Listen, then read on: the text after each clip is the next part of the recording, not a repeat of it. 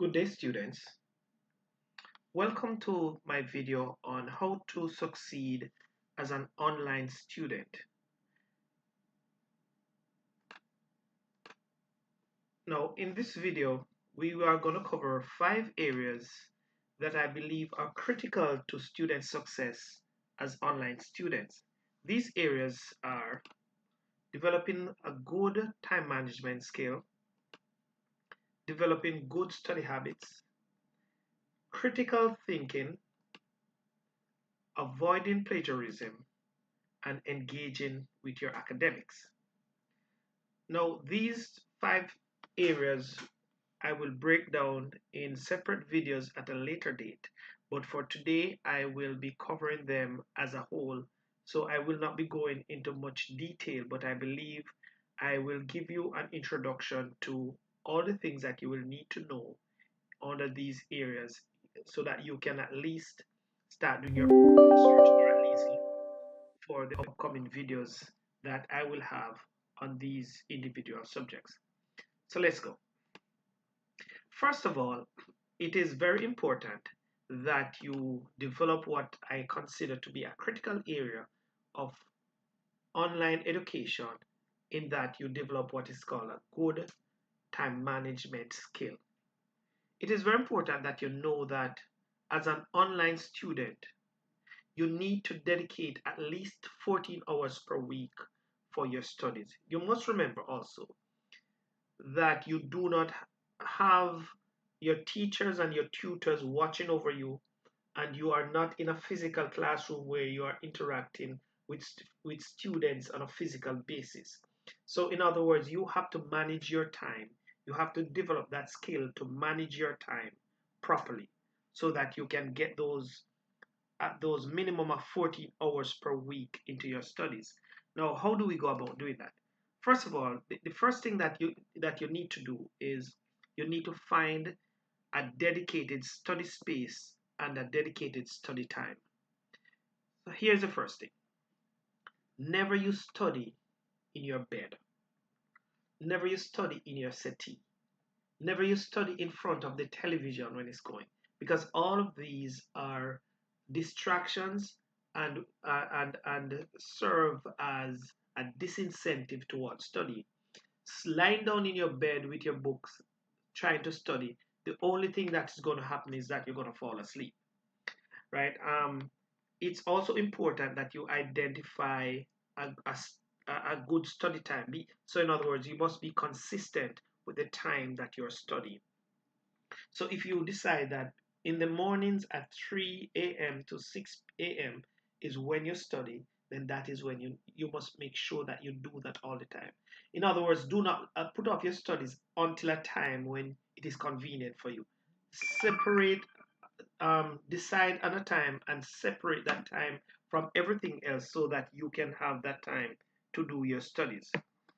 The next is that you must, if where possible, you should delegate some of your household chores to other members of your household. So, for example, cooking or washing or cleaning, you try to minimize the amount of things that would normally consume your time. So, where possible, if you can delegate some of the activities or postpone some of the activities that you normally undertake, then it is advisable to do that, because what that does is free up your time so that you can have more time to study. This one is very clear. Reduce your social and other reduce social and other events that normally serve as distractions. For example, cut out some of the party. Um, Spend less time talking to your friends on social media. While I'm not saying that you should discontinue these things, but obviously you have a finite amount of time in each day, and you have to prioritize what you do. So, social, if you used to parties 4 days a week or 3 days a week, you know that you need to cut that. If you used to party 6 or 10 hours per week, you need to cut that, right? If you need to spend less time on Facebook, you need to spend less time on Twitter and all the other social medias that would normally take up your time, because now your education is important. maximize your study time. And by this, what do I mean? I mean, if you dedicate a certain amount of time per day for studying, then make sure that you're utilizing that time for study. Put your phone on silent. Lock yourself away in a room where you have no distraction. Turn off the television. Set up a goal as to what you plan to achieve from from your studies during this time. So make sure you do that. And this one is very, very important.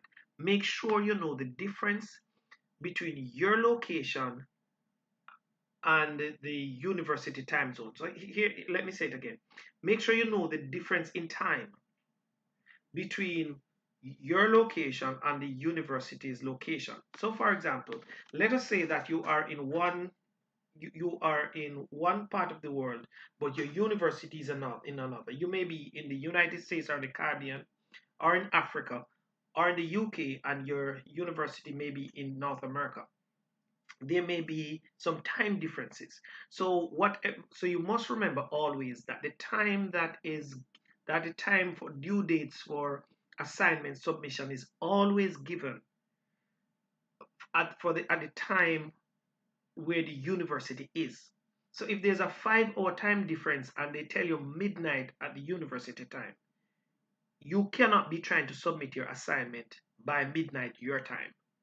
You have to follow the guidelines of the university and remember that the time submission and the time stamps that they give you, it is local time for where the university is.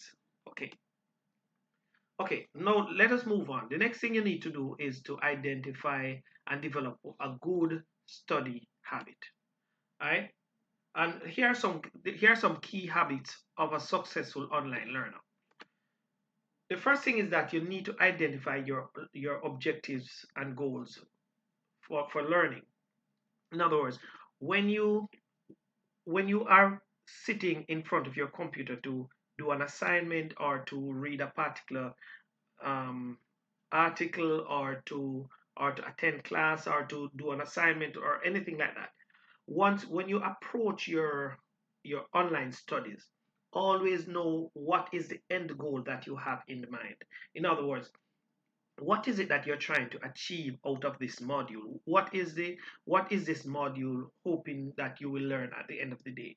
Always have that in mind, so you're thriving at all times to achieve the learning objective for this module, for this trimester, for this course. Always make sure you understand what it is that this course is supposed to teach you, and measure yourself as you go along to ensure that you are on target in achieving these goals.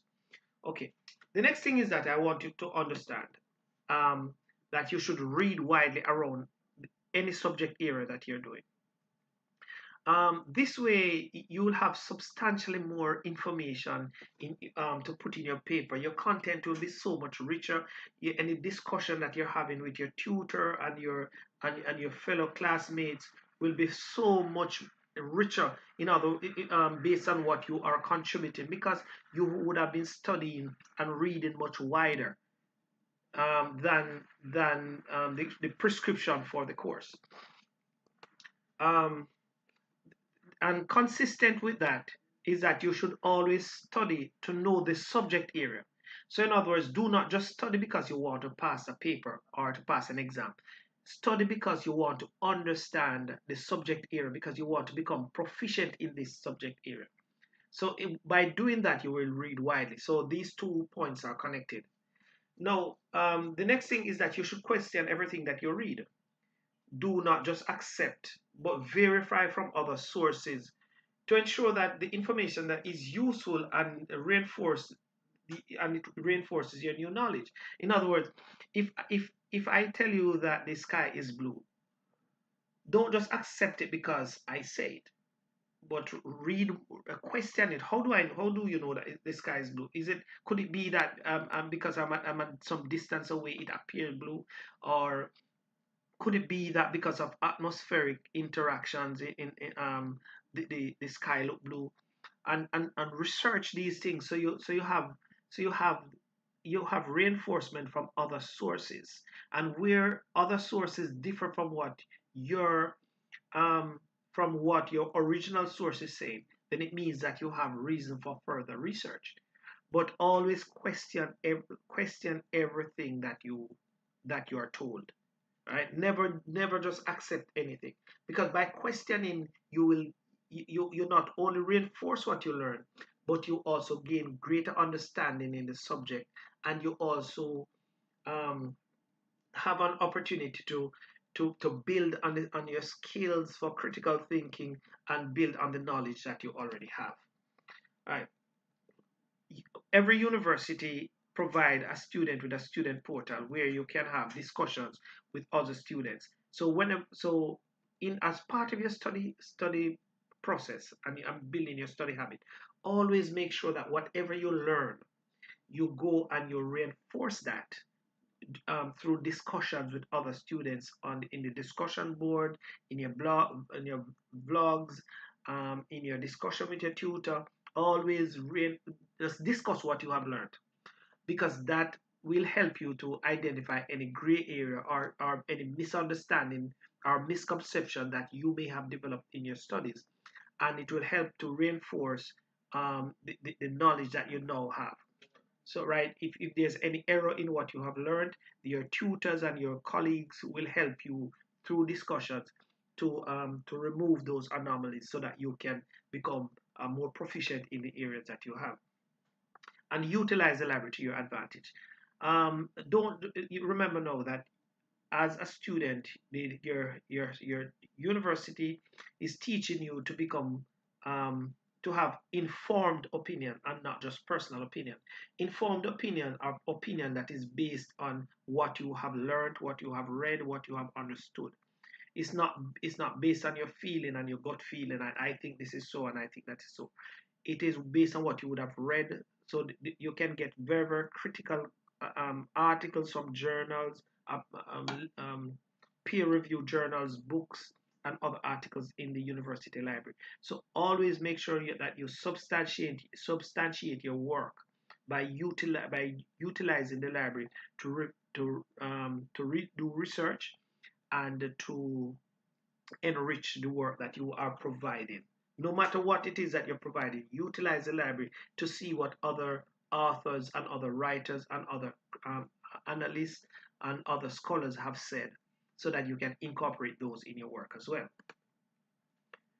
Okay, so let us then look at critical thinking. What is critical thinking? Critical thinking, and I borrowed this from the foundation of critical thinking.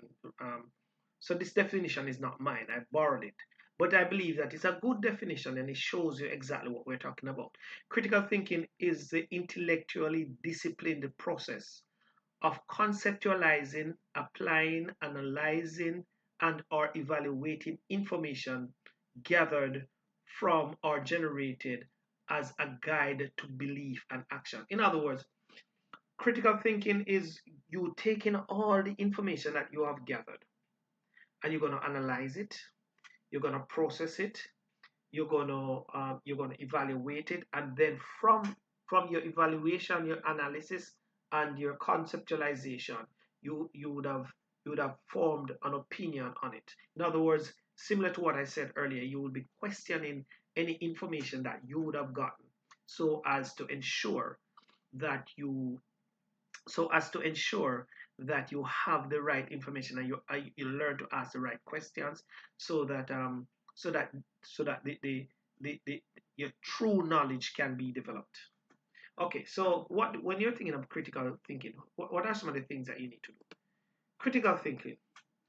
In any critical thinking, you need to identify the problem, or identify the argument. What is the argument that is being put forward? Right? So that is the first thing you need to do. And in order to identify the argument, you have to read through the thing with a critical eye, try to identify what exactly is the writer trying to say. And once you have established what the writer is trying to say, here, you identify it. Are there any biases? What are the clarifications that I need? And by biases, I mean, let us say that I work for an airline, and I'm writing about the airline industry, and I'm saying to you that certain types of plane within my airline that certain let us say that I work for an airline and I'm saying to you that the pilots within my airline are the best pilots in the world. Clearly, there's appear to be a bias because um, I'm elevating the pilots within my industry, within my company. So that appeared to be a bias right there, right? So you need to identify these biases. And what is the reason why I'm elevating them? Is it because I'm trying to present my company in a better light? So always try to identify bias. Is this person an independent writer, independent thinker, or is he supporting a certain group or a certain interest, right? So that is a clarification that you need to know. Okay, now it also develop what is called a sense of curiosity or engage in deductive and inductive reasoning. Deductive reasoning and inductive reasoning mean that you utilize the information that you have, you read wider, you look at other sources, and based on elimination and addition, you identify you come to a conclusion based on what you would have read and what you would have reasoned. Okay. You also need, and I said this before, but I'll say it again because you also need to conduct research to enrich your final evaluation. In other words, you have identified that there's a bias or there's no bias, but you will do so by identifying other sources that speak to the same thing. Does the other sources support the argument that you originally had under consideration? Does it refute it? Is it silent on it? So these are all these are all strategies that you use in developing your own critical thinking. Okay, now the next area of great importance to online students is one to avoid plagiarism. My friends, too many times we see students with very, very good work, very good students, but they just fail to do the right things that are necessary to avoid plagiarism. No, no. What by plagiarism? I mean utilizing other people's work or incorporating other people's work into their work without giving proper credit to the people who would have done the work. Okay, so so the first thing that you need to do in terms of avoiding plagiarism is that you should create a very thorough outline of the paper that you're going to write. Make sure you okay. So I've this is a paper I'm going to write. I'm starting with the table of content, and I'm going to go to the introduction, and in the introduction I'm going to talk about what the paper is about. I'm going to go to the main body. When I do the main, and in the main body, these are the points. I'm going to try to write about 3 points: point A, point B, point C, and then I'm going to support point A or point B or point C with all these evidences that I will draw from these areas, and then I come to the conclusion. Once you have done that, so here's the this is the industry standard for writing to avoid plagiarism. In your sentences you have one main sentence sorry, per paragraph, one main sentence in a paragraph, and then have three evidences to support that one main sentence. Once you so first of all you need to say who's where did I get this point that I'm using as my main point, and where am I getting the supporting evidences? So once you do that, then you have a clear outline as to what your presentation is going to be.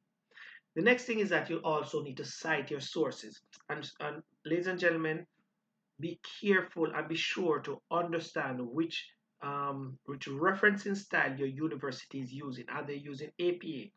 Are they using Harvard?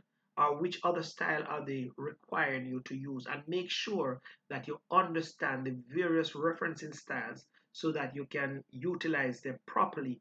Because I have seen too many students who, with all intents and purposes, with all good intention, try to reference but use multiple referencing style within the same article or within the same assignment, and as a result they fail because because they didn't reference properly. Even though the information is good, they just didn't reference properly. All right. Scrutinize your sources well. And by scrutinize your sources, there are three things that you need to look at for in your source.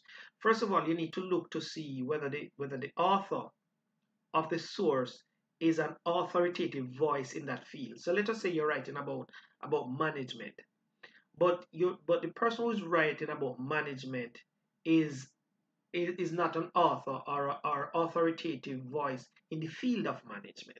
This person may be an authoritative voice in the field of biomechanics. Now, clearly, this would not have been, or the other way around. Let us say you're writing about biomechanics, but the person who's writing about it is a management consultant. Then this person would not be an authoritative voice in that field. So that is somebody I would not even use unless you're an authoritative voice in the field. I'm not gonna use I'm not gonna quote you in my writing. Okay. Now look at, and the second point is also about bias. Look to see what organization the author of the article you're reading is affiliated with. Because if he's affiliated with uh,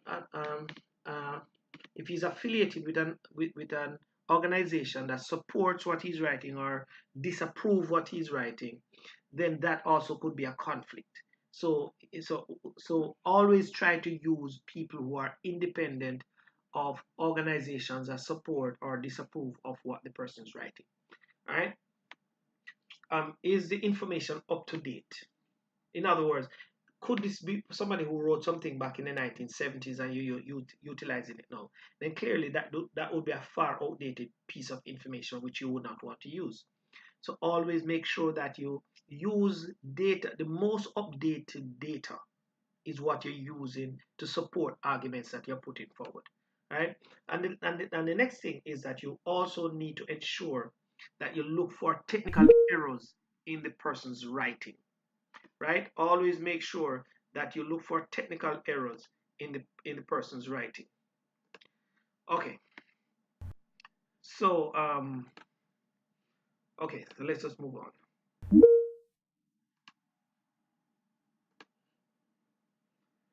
Now the next one is always make sure you engage your academics. And by engaging your academics, this is what we mean. Get to know your lecturers and your tutors and let them know you. When I was a student doing my postgraduate, I ensure that every opportunity I get to meet with my lecturers and my tutors, I do so. Even if at the time of setting the appointment I have nothing to talk to them about, I set it and I make sure that by the time that appointment comes around, I have things that I need to discuss with them. Right? And that way you get to know them and they get to know you.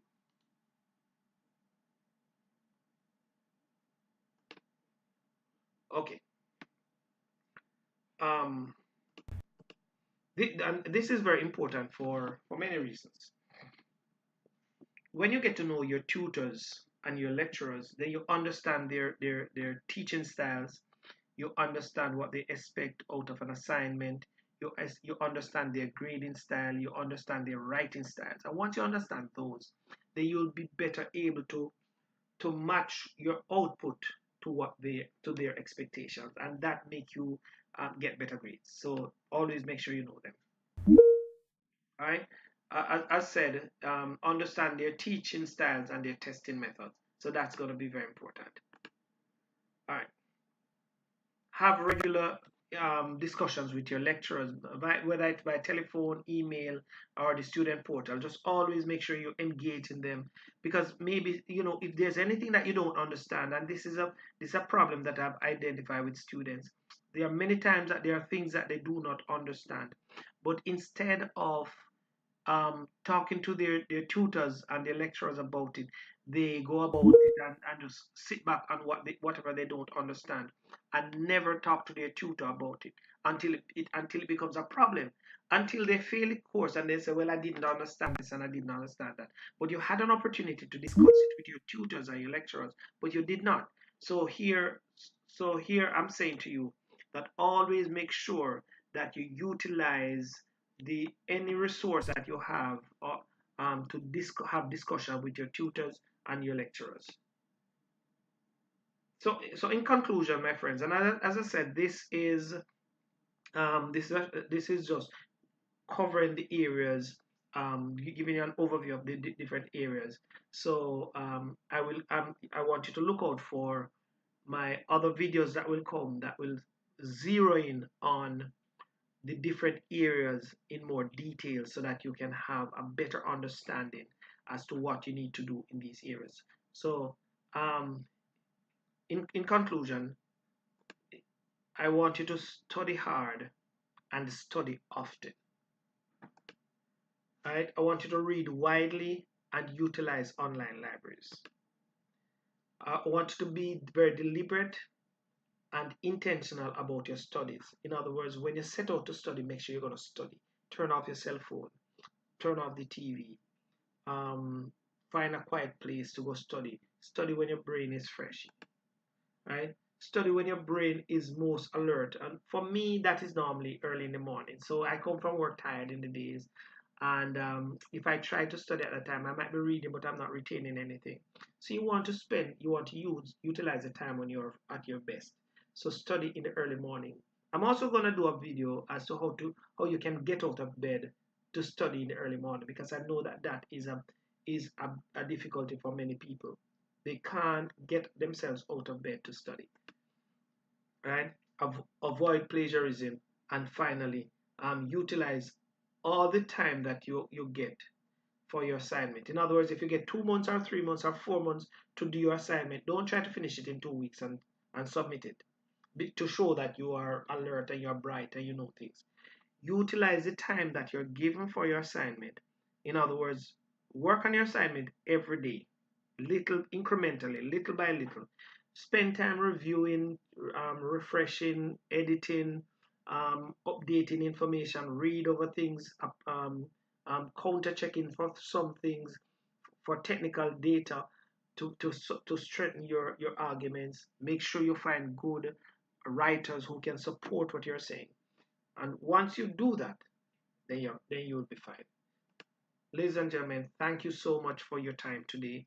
Um, if and please remember that I'm asking you to share this video with other students who you may know. Remember to comment at the bottom so that I know the other areas that you're interested in. Tell me the difficulties you find with this video, what you like, what you don't like, so that I can do better videos. And if anybody wants to talk to me privately, just send your email to dracademics@outlook.com, and I'll be sure um, to respond. But in the meantime, just please give your comments below so that I can know and I can see the areas of concern that you may have, or some of the areas that I will need to address. So thank you very much, my friends, and you have a good day. Bye bye.